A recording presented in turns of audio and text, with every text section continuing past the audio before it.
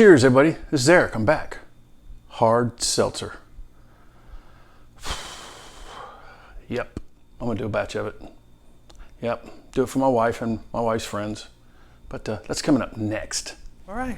So we're going to take distilled water. We're going to add dextrose, corn sugar. We're going to use a DAP and a yeast nutrient, yeast and flavoring. That's basically it. The thing about hard seltzer is there's nothing there for the yeast to survive other than the sugar. So you got to give it some nutrients to survive this alcohol that it's going to produce in the environment that's going to be in. And put the pH in a range that it needs to be. The pH ideally wants to be between 4.5 to 4.6 during fermentation, and you're going to want to ferment out around 4.2. That'll be the finishing pH. If the pH is higher, the yeast is not going to finish, so you'll wind up with a nasty taste or be bitter, and it just will not be good. And one other thing that you want to add at the end, and I'll get into this as well, is if you want it clear, you're going to have to add a clarifier.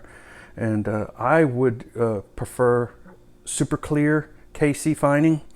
It's a liquid, it's a clear liquid. You can get it at your homebrew store. My homebrew store was out of it when I went and purchased this. He's going to have some, but you will add that clearing agent when you rack it to your secondary or your keg for carbonation. So, but this is going to be my hard seltzer that I'm going to brew. All right, I got 2.5 gallons of distilled water, and I added 2.5 because just got to make it get below my probe here, and it's saying it's 78 degrees right now. So I'll go ahead and kick on my element, and I'm gonna bring it up to not to 212. It'll be below boiling. You know, I'm not gonna go crazy with it. So I got my sugar dissolved in solution. It's crystal clear again. You see the volume went up from 2.5 to 3. That's from the uptake of sugar and expansion of the water. So I'm gonna let it sit here for a few minutes. I'm at 160 degrees and it's clear. I'm gonna let it sit for just a little bit, and I'm gonna add the cold water and bring my volume up, and then I'm gonna rack it to keg and pitch some yeast. With this batch, I'm going to do 2 batches. I'm going to do a gallon batch, but I'm going to pitch 0.5 dry yeast in one in the gallon, and I'm going to do that wine yeast in my small fermenter. So I just want to try that 0.5, see what it's like. Just give it a shot. Experimentation. So before I forget, I'm not going to add the whole packet of DAP. I'm going to add 20 grams of it, and I have it measured off, and I'm going to do that after I chill, and I'm about to chill it right now. After adding my yeast nutrients and all the DAP, gets a little cloudy, and then the yeast has been pitched.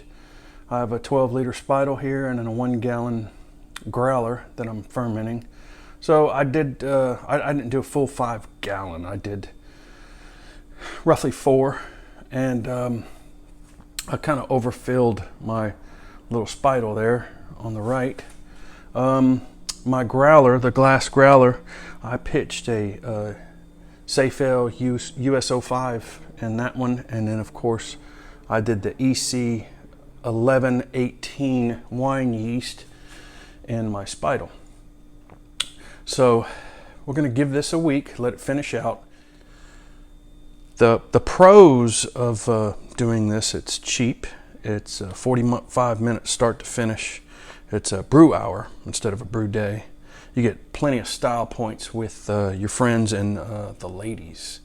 It is what it is, but you do get style points for that. So fellas out there and lady brewers out there, this stuff is easy to make as long as you follow the right process. So if you follow this procedure, you're going to be fine. Now the cons to this: it's not beer, and it's not cool like beer, and it's not awesome as beer, and as far as I'm concerned, it's just not beer.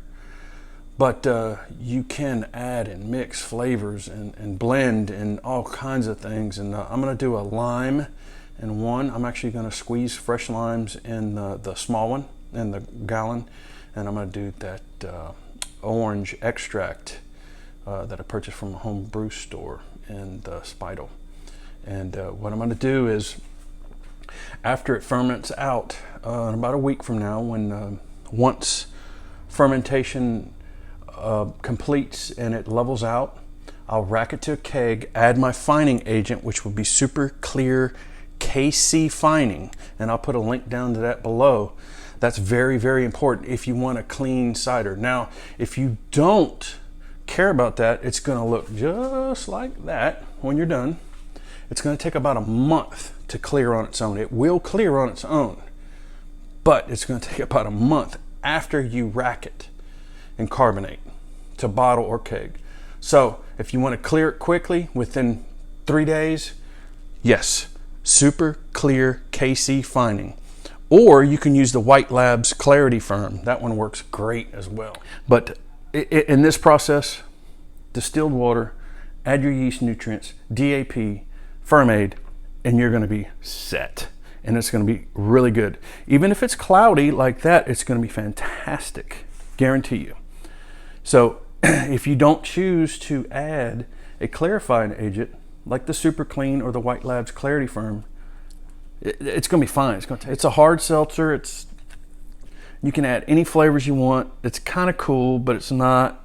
But I'm doing it because it's a popular thing, and I want to be able to provide videos that are popular and people like and enjoy, and it helps educate us homebrewers. And that's why I'm here. So I went through this process and broke down everything and worked out a lot of these kinks and bugs. So this is what I recommend. And this is Eric. Thanks for watching. Please subscribe, and cheers.